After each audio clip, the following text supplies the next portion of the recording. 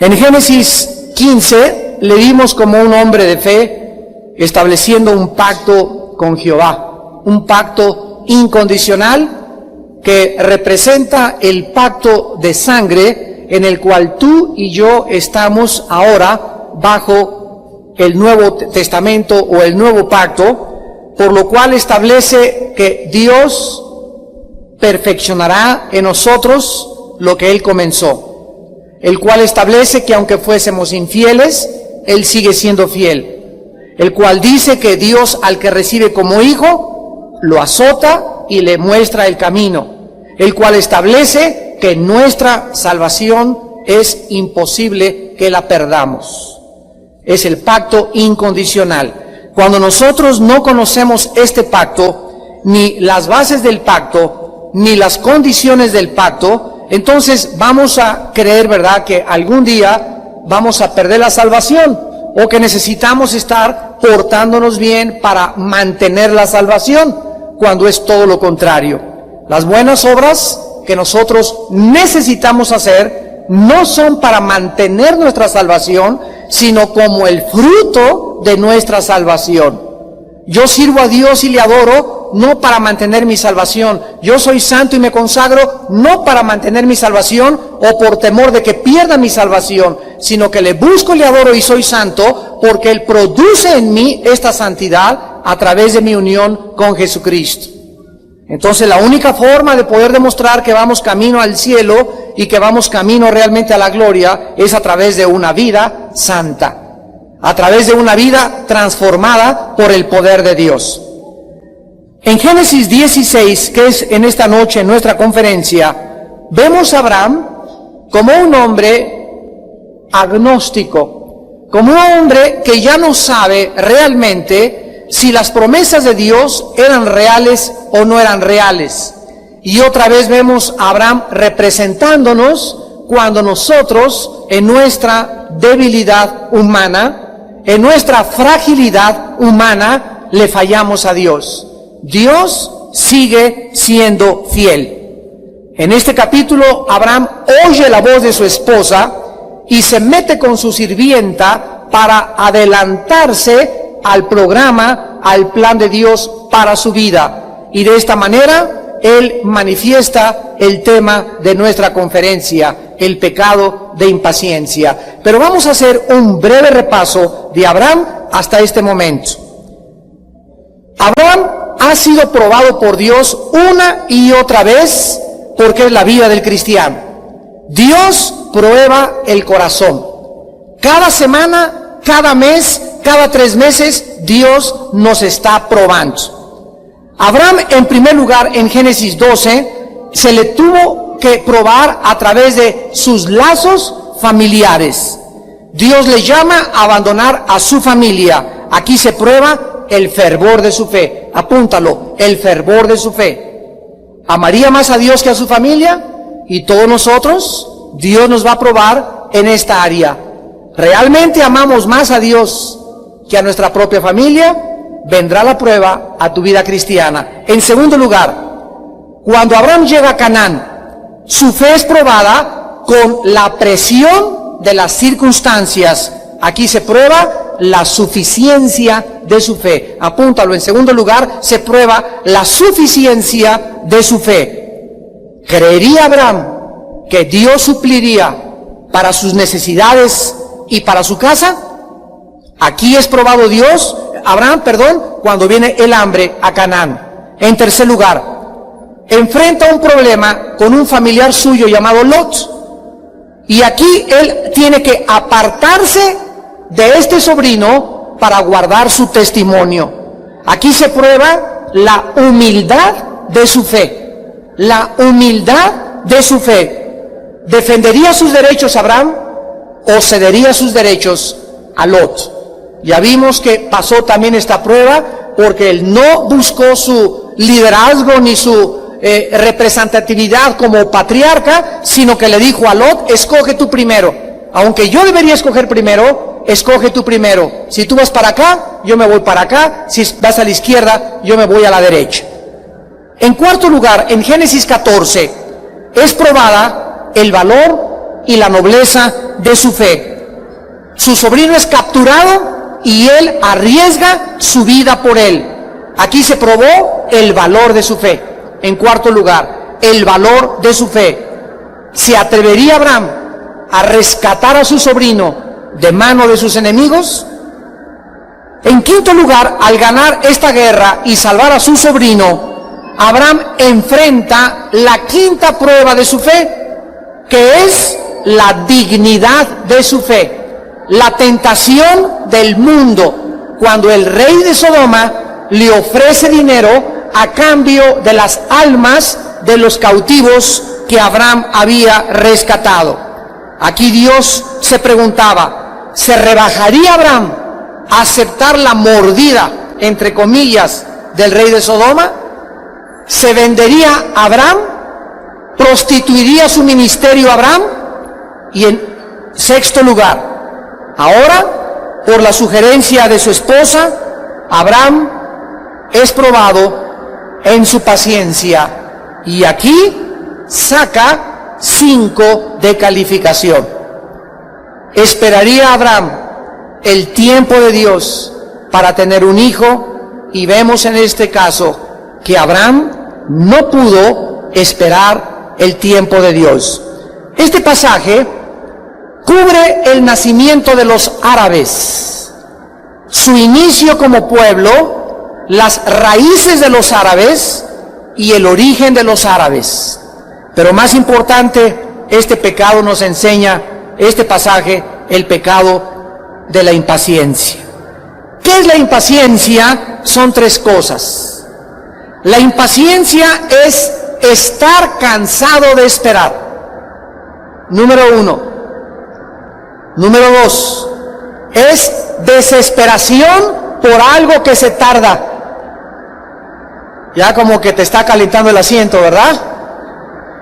Y número 3, es actuar antes de tiempo. Si alguna persona que nos escucha en esta tarde está cansado de esperar, cuidado, porque ahí es donde el enemigo va a entrar y te va a empujar. Si alguna persona en esta tarde está desesperado ya por el coche, por la casa, por casarse, no importa por lo que sea, cuidado. Y en tercer lugar, si alguien en esta tarde, incitado o por su cansancio de esperar, por la desesperación de que se está tardando, actúas, vas a lamentarte tarde o temprano. Cásate con el hombre equivocado y vas a sufrir 25 años. Cásate antes de tiempo y vas a sufrir 50 años. Hazle caso a las caricias de tu novio y acuéstate con él solamente porque estás cansada de tu familia y estás desesperada por saber qué es el sexo, y te vas a lamentar 15 o 20 años después. Métete con tu secretaria y trata de tener un flirt o una aventura con una mujer que no sea tu esposa y vas a sufrir las consecuencias. El pecado no es chistoso. El pecado nos paga más caro de lo que creímos que nos iba a pagar. El pecado nos va a hacer sufrir más de lo que pensamos que sufriríamos. Y con el pecado levantaremos una cosecha que nunca jamás nos imaginamos que la íbamos a levantar. Esperar y tardanza son las 2 palabras claves de nuestro estudio en esta tarde. Nos cansamos de esperar o por alguna tardanza queremos actuar y movernos por ello. Es en este momento cuando actuamos impacientemente, que vamos a ver toda clase de problemas en nuestra vida, y además es cuando le damos al enemigo la oportunidad para actuar. Esto fue exactamente lo que le pasó a Abraham y a Sara. Se impacientaron. Él ya tenía 85 años, Sara 75 años, ya tenían como 10 o 12 años que habían salido de Canaán y no veían la promesa de Dios. Entonces ellos pensaron que necesitaban hacer algo por ellos mismos. Ay, pues como no me llega novio, voy a tener que ir a buscarlos a las fiestas. Como no me llega novia, a lo mejor no estoy haciendo nada por conseguirla, voy a tener que ir a buscar a las iglesias, iglesia, a ver qué chava me gusta. Cuando creemos nosotros que Dios no nos ha respondido y comenzamos a actuar fuera del plan y del tiempo de Dios, nos vamos a lamentar. Ellos comenzaron a racionalizar la cuestión y a preguntarse si a lo mejor podrían ayudar a Dios. Esta clase de razonamientos siempre nos va a llevar a hacer y a actuar impacientemente. Y las consecuencias, insisto, serán siempre dolorosas y terribles a nuestra vida. En el versículo 1 y 2, vemos en Génesis 16 las causas de la impaciencia. Sarai, mujer de Abraham, no le daba hijos, y ella tenía una sierva egipcia que se llamaba Agar. Dijo entonces Sarai a Abraham: ya ves que Jehová me ha hecho estéril, te ruego pues que te llegues a mi sierva, quizá tendré hijos de ella. Y atendió a Abraham de volada el ruego de Sarai. Sara o Sarai nos ilustra en estos versículos los principales factores que nos llevan a la impaciencia. Lo primero que vemos aquí, el primer factor es un deseo no cumplido. Sarai deseaba desesperadamente ser madre. En aquella época era imprescindible ser madre para permanecer casada. En aquella época, si un hombre estaba con una mujer y la mujer no le daba hijos, el hombre podía abandonar a esa mujer. Estas leyes no las estableció Dios, estas leyes ellos mismos las establecieron porque Dios no había dado la ley todavía en el monte Sinaí. Los niños eran a los ojos del pueblo una bendición, pero la esterilidad era una señal de deshonor y de reproche. Por ejemplo, dice en Éxodo 23:26, no habrá mujer que aborte ni estéril en la tierra, y yo completaré el número de tus días. En el Salmo 127:3 la Biblia dice: bendición de Jehová son los hijos y el fruto del vientre. Así pues, de acuerdo a la Biblia, Dios bendice el vientre y Dios anhela que las mujeres produzcan y sean fructíferas. Sarai tenía 75 años de edad y se sentía deshonrada y desesperada. En segundo lugar, el otro factor que vemos en la impaciencia o que causó la impaciencia fue un pensamiento equivocado. ¿Por qué no podía tener Sarai a sus hijos? ¿Sería porque Dios cerró su matriz? Sarai comenzó a pensarlo de esta manera y comenzó a cuestionar las promesas de Dios. Tal vez pensó: la promesa de Dios no es para mí, es para mi esposo, y a lo mejor con la sirvienta viene la semilla prometida. Ella comenzó a racionalizar la cuestión de esta manera: yo no creo que yo sea la persona con la cual mi esposo va a tener el hijo, porque tengo 75 años y ahora no puedo con más dificultad ser madre. Observemos que le dice a Abraham que era Dios quien la había hecho estéril. Dice el versículo 2, dijo Sarai a Abraham: ya ves que Jehová me ha hecho estéril. De alguna manera, Sarai culpaba a Dios por su situación y manifestaba ya cierta amargura. Ya había en ella remordimiento, ya había en ella tristeza y desilusión. Realmente Dios había cerrado su matriz, porque es Dios el que la abre o el que la cierra, pero solo temporalmente, hasta el tiempo que Él tenía determinado para que fuera madre. Realmente es Dios el que te quitó ese muchacho de novio. Es Dios el que te quitó esa muchacha. Es Dios el que te quitó ese socio en tu trabajo. Es Dios el que permitió que tu panadería cerrara, que tu taller cerrara y que te corrieran del trabajo. Dios se encuentra detrás de nuestras circunstancias. Y si tú aprendes a reconocerle en todos tus caminos, Él enderezará tus veredas. Y tenemos que entender a qué clase de Dios estamos sirviendo. Un pensamiento equivocado siempre nos llevará a una acción pecaminosa. El tiempo de Dios no era el tiempo de Sarai. El tiempo que Dios tiene para casarte no es el tiempo que tú crees y me voy a casar en mayo o en junio. Es el tiempo de Dios. El tiempo para hacer tu negocio y para que Dios te prospere no es tu tiempo. Yo ya quiero comprarme un terreno, ya me quiero comprar esta casa. No es el tiempo de Dios. Espera al tiempo de Dios. Sé paciente. No te des por vencido. Continúa creyendo. Síguele sirviendo. Sigue siendo celoso y celosa de su obra y Dios te concederá las peticiones de tu corazón. En Lucas capítulo 12, versículos 6 y 7, Jesucristo dijo: ¿no se venden 5 pajarillos por 2 cuartos? Con todo, ni uno de ellos está olvidado delante de Dios. Pues aún los cabellos de tu cabeza están todos contados. No tengan miedo, pues, ¿no valen ustedes más que muchos pajarillos? Cuando venimos a la Biblia y estas promesas entran a nuestro corazón, comenzamos a conocer que ese Dios tan grande y maravilloso no solo no sabe que no tengo compañero o compañera, no solamente no sabe, Él sabe que necesito una casa, Él sabe que necesito un trabajo. ¿Cómo no lo va a saber si mis cabellos están contados? Los mismos pajarillos en el campo ahorita con estas lluvias torrenciales están muriéndose conejitos, están muriéndose focas en el mar, están muriéndose. ¿Cuánto más, si Dios sabe que todo eso está pasando, cuánto más no Dios sabe tu necesidad?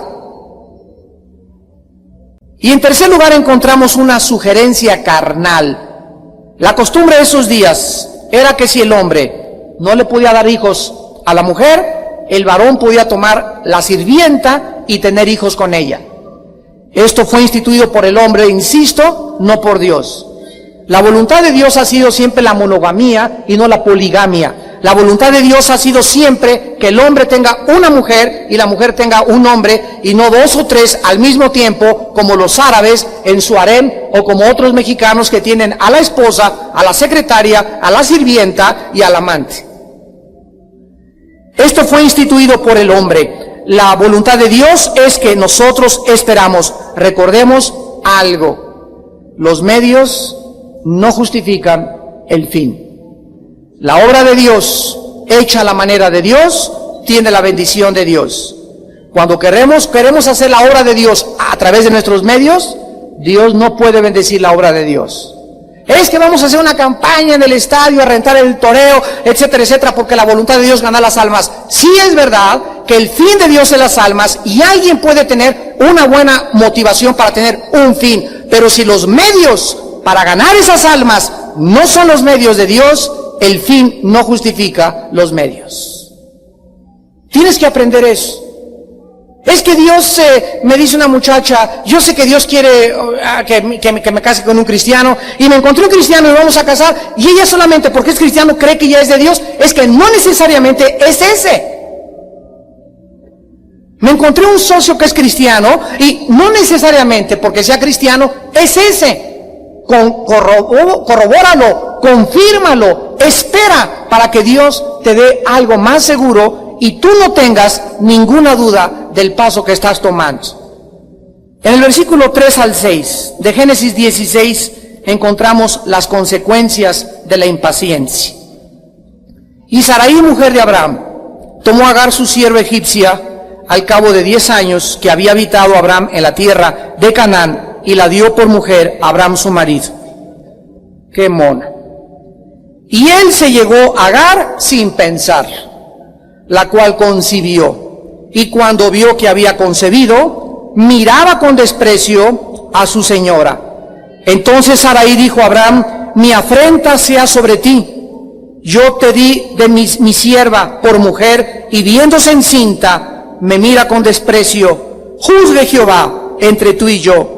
Y respondió Abraham a Sarai: he aquí tu sierva está en tu mano, haz con ella lo que bien te parezca. Y como Sarai la afligía, ella huyó de su presencia. Inmediatamente, después de haber mostrado la impaciencia los dos, Abraham y Sara, muchas cosas malas comenzaron en su matrimonio y en su familia a suceder, y todo por no haber esperado la voluntad de Dios.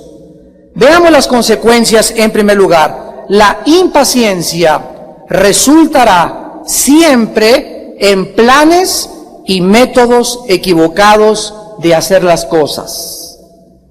El primer resultado de la impaciencia, la consecuencia, es que los planes que nosotros hagamos, adelantándonos al programa de Dios, siempre fracasarán. El motivo de Sarai era bueno.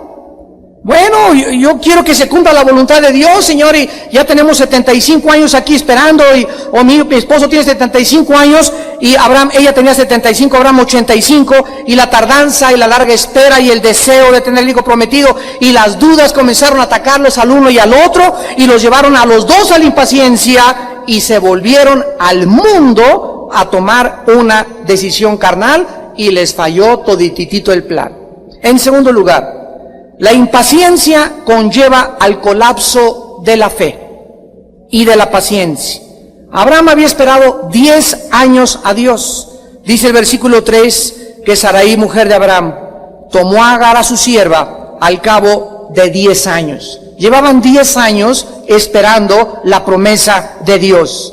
Abraham no esperó, pero ni tantito, cuando le dijo a Sarai, ahí está la sirvienta. Bueno, pero no se lo dijeron 2 veces. Se aventó el clavado, pero rapidísimo, ¿verdad? Y Abraham y Agar, la sirvienta, concibió de Abraham. Y en tercer lugar, la impaciencia nos llevará siempre a una conducta pecaminosa. Aquí encontramos el pecado de adulterio, fornicación, inmoralidad, poligamia, malicia, burla, incredulidad, falta de esperanza y orgullo de espíritu. Miren cuántos pecados estaban detrás de la impaciencia. Agar comenzó a despreciar a la verdadera esposa de Abraham, y tal vez por su esterilidad y con la visión de su rival. Esto es lo que hace el pecado en nuestras vidas cuando nos adelantamos al plan de Dios. En el versículo 7 al 16 encontramos cómo Dios soluciona el pecado de Abraham y Sarai. Este pasaje nos da 4 respuestas muy claras a la impaciencia. Veamos la primera, del 7 al 9. Y la halló el ángel de Jehová junto a una fuente de agua en el desierto, junto a la fuente que está en el camino de Shur. Y le dijo, Agar, sierva de Sarai, ¿de dónde vienes tú y a dónde vas? Y ella respondió, huyo de delante de Sarai mi señora. Y dijo el ángel de Jehová, vuélvete a tu señora y ponte sumisa bajo su mano. Aquí encontramos que cuando actuamos impacientemente, siempre o frecuentemente vamos a tratar mal a otras personas. Las personas que tratan mal a su prójimo o a su semejante son personas frecuentemente impacientes. Y eso lo comprobamos con Sarai y con Abraham. Un padre impaciente no soporta a los niños porque vuela la mosca. ¡Ya te dije que te calles o te voy a surtir, chamaco, de esto! Y llegan a su casa y no aguantan nada y tratan mal a los hijos, a la esposa. ¡Quítate, no te quiero ni ver a ti! ¿Verdad? Porque son personas totalmente alteradas. Y esa actitud muestra que toda su vida está llena de pecado, porque una persona que no tiene control sobre su espíritu, una persona que no tiene freno a su espíritu, es una persona que está continuamente pecando y viviendo miserablemente. La impaciencia de ambos les hizo maltratar a su sirvienta y lastimarla profundamente. Tan profundamente que Agar tuvo que escaparse de esa casa y comenzar a irse hacia Egipto. Y esto era muy peligroso. En primer lugar, porque Agar estaba abandonando la casa de una familia cristiana para dirigirse a Egipto, a casas de incrédulos. era peor Guatemala, salió de Guatemala para irse a Guatepeor. En segundo lugar, ella se alejaba de la esperanza de la tierra prometida y se iba al mundo. Un hijo que abandona su casa, aunque tus padres no sean justos, pero el hecho de que sean cristianos, la bendición ahí está tarde o temprano en esa casa. No dejes tu casa.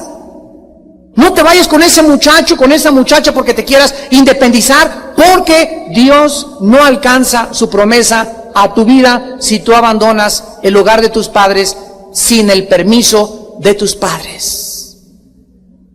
Dice Efesios 6 del 1 al 3, honra y respeta a tus padres para que te vaya bien y seas de larga vida en la tierra. Hasta el día de tu matrimonio, tus padres son tu cabeza. Hasta el día de tu matrimonio tienes que someterte a tu casa si quieres que te vaya bien. Una muchacha que se va de su casa, un muchacho que se va de su casa en rebelión, ningún trabajo le bendecirá a Dios, ningún amigo que encuentres lo bendecirá a Dios, ningún proyecto, ningún plan que tú hagas te saldrá bien. Irás mal, tal vez hasta que toques fondo por haberte rebelado y desconocido que Dios bendice la casa de aquellos que le honran. Ella se alejaba también, en tercer lugar, de la voluntad de Dios para su vida y tomaba su vida en sus propias manos. Observamos que Dios sabía, versículo del 7 al 9, exactamente dónde estaba Agar. Dice el versículo 7, la halló el ángel de Jehová junto a una fuente de agua en el desierto. Observen ustedes dónde la halló Dios. Junto a una fuente de agua. Jesús dijo que Él era la fuente de vida. Y Jesús se encontró junto a una fuente a la mujer samaritana en Juan 14. Y le dijo, si tú supieras quién es el que te habla, tú le pedirías y Él te daría el agua de la vida. Encontramos que es Dios el que encuentra a Agar y no Agar a Dios. Y esto es absolutamente revelador, porque el ángel le pregunta de dónde venía y a dónde se dirigía. ¿Ustedes creen que Dios no sabía? Porque este ángel era Jesucristo, era el ángel de Jehová. Es la primera vez en la Biblia, en Génesis 16, que se aparece como el ángel de Jehová. La palabra ángel en el hebreo es malak, con K al final, que significa enviado de Dios. Y vemos pues de qué forma el ángel le pregunta, ¿verdad? ¿De dónde vienes? Versículo 8. ¿Y a dónde vas? ¿Que no sabía el ángel esto? No, lo hizo para poner convicción en el corazón de ella.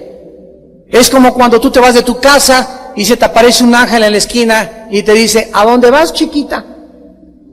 Pues, ¿y qué le dices? Pues en ese momento estás delante de Dios, o te encuentras un pastor, o te encuentras la voz del Espíritu Santo que en esta noche te está redarguyendo y te está diciendo, ¿a dónde vas? ¿Por qué estás saliendo así? ¿Por qué estás haciendo aquello? El objeto es que tú contestes y que veas con tu respuesta que estás lejos de la voluntad de Dios. Sí es cierto, Señor, no sé a dónde voy, y voy perdida, y voy a casa de mi amiga, y voy a casa de mi amigo, y no sé ni a dónde voy, y en ese momento Dios quiere que te ubiques, y que sepas que cualquiera que huye de Dios y de su voluntad, nunca podrá prosperar en esta vida. Cuando Adán pecó, ¿qué hizo Dios? ¿Dónde estás, Adán? Lo fue a buscar. ¿Que Dios no sabía dónde estaba Adán? Claro, pero ¿por qué le preguntaba a Dios, ¿dónde estás? Para que Adán supiera dónde estaba. Señor, ¿dónde estoy? La verdad es que estoy desorientado, me estoy escondiendo de ti, me estoy tapando de ti. Y la segunda pregunta, ¿y por qué? Entonces Dios nos hace este tipo de cuestionamientos para ubicarnos y mostrarnos nuestra condición. Ella necesitaba saber que había hecho mal antes de poder hacer la voluntad de Dios. Ella tenía que regresar a la casa de su ama Sarai. En segundo lugar, el versículo 10 al 12, el ángel de Jehová le dice también, miren ustedes ahora, multiplicaré tanto tu descendencia que no podrá ser contada a causa de la multitud. Además le dijo al ángel de Jehová, he aquí que has concebido y darás a luz un hijo y llamarás su nombre Ishmael. Ishmael significa Dios oye. Dios oye, porque Jehová ha oído tu aflicción. Y él, dice la palabra de Dios, será hombre fiero. Vean ustedes cómo Dios, antes de que naciera el pueblo árabe, comienza Dios, miles de años antes, a perfilar su conducta y su nacionalidad.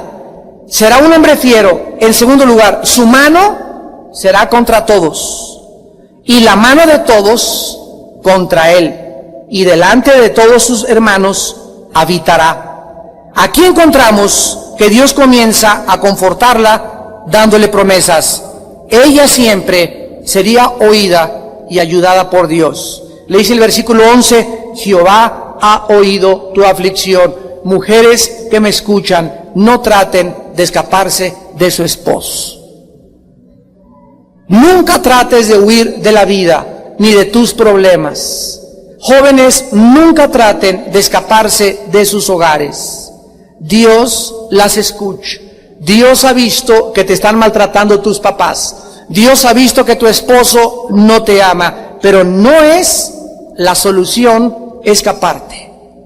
En 1 Corintios 7, el apóstol Pablo escribe que la mujer no abandone a su marido y que el hombre no abandone a su esposa. Pero si tu marido te abandona a ti y ya tiene 4, 5, 6 meses que no regresa a ti, entonces otro gallo canta. Ahí Dios no te llamó a estarlo esperando toda la vida en silicio y ceniza, porque Dios no quiere que vivas en esclavitud, sino que a esperanza te llamó Dios. Pero tú no lo vas a abandonar a él. Deja que el otro cónyuge tome la decisión, pero si tú eres hombre de Dios y tú eres mujer de Dios, no podemos nosotros, como hombres y mujeres de Dios, abandonar a nuestro cónyuge. Si somos abandonados, ese es otro problema. Es la única forma en que Dios nos puede bendecir. Pero tú no tomes esta decisión, porque Dios no te puede bendecir. Su niño, veamos la promesa también, sería de una naturaleza especial. Todos los árabes descienden de Ismael. Los iraquíes, los iraníes, los sirios, los libaneses, los jordanos y los saudí árabes descienden de Abraham, de la amante de Abraham, de Agar. Todos los árabes con los judíos son medios hermanos. Qué increíble, ¿verdad?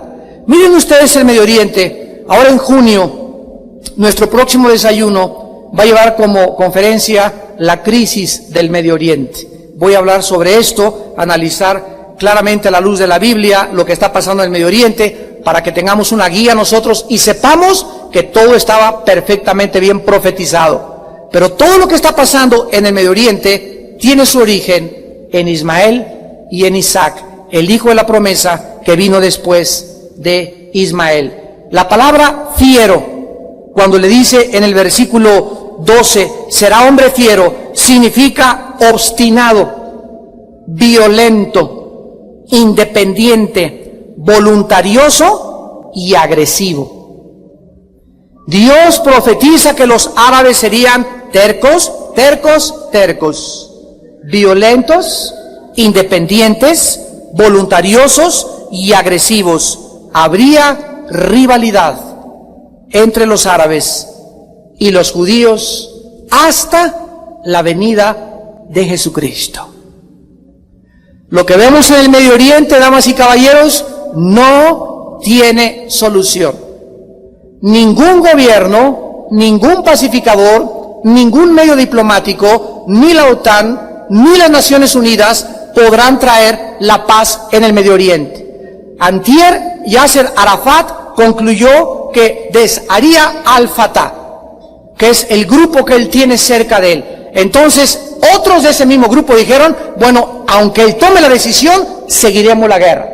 El grupo Hamas, otro grupo de terroristas, dijeron, aunque Arafat quiera calmarse, seguiremos la guerra. Y el otro grupo, Hezbollah, otro grupo de guerrilleros entrenados en Libia por los sirios y por los iraníes y por Cuba y por otros países terroristas, dijeron, vamos nosotros a continuar la guerra. O sea, no hay manera, aunque Arafat y Ariel Sharon hagan la paz, de que puedan los demás grupos terroristas aceptarla a través de buenos medios diplomáticos. La Biblia dice que cuando el anticristo surja, él hará una paz ficticia por 7 años. La traicionará a los 3 años y medio y estallará la tercera guerra mundial. Habría rivalidad, y luego en el versículo 13 dice la Biblia que entonces llamó el nombre de Jehová, que con ella hablaba, tú eres Dios que ve, porque dijo, no he visto también aquí al que me ve. Comienza Agar a alabar y adorar a Dios después de recibir las promesas de Dios.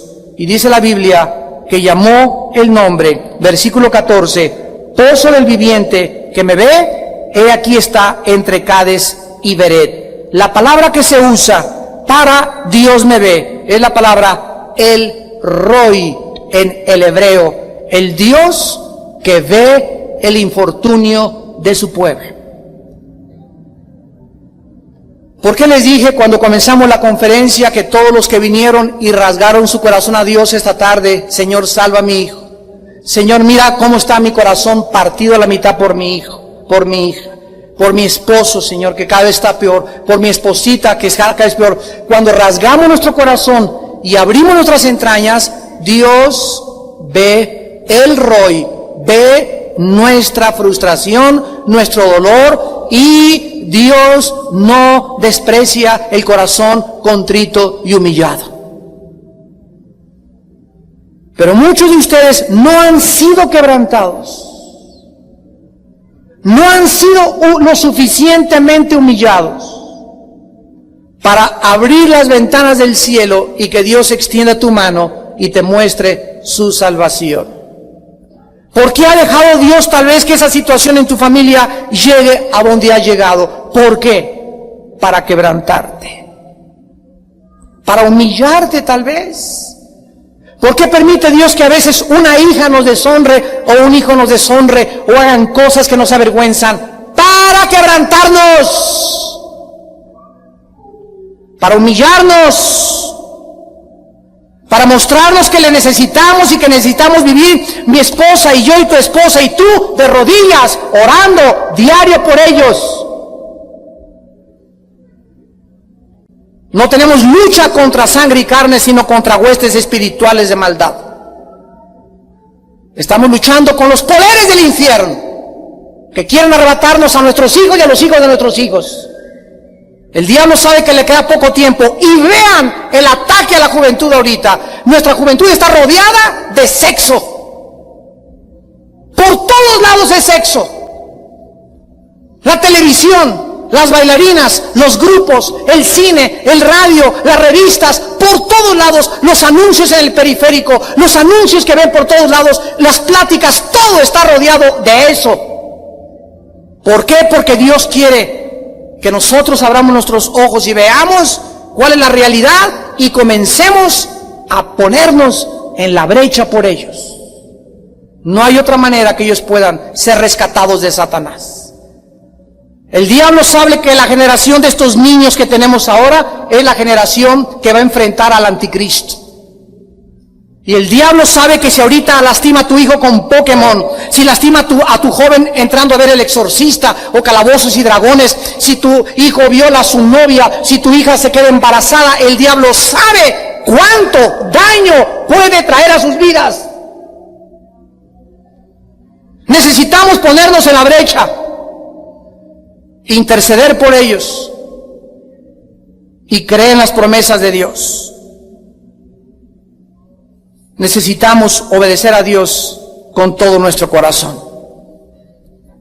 Y finalmente, dice la Biblia, Agar dio a luz un hijo a Abraham.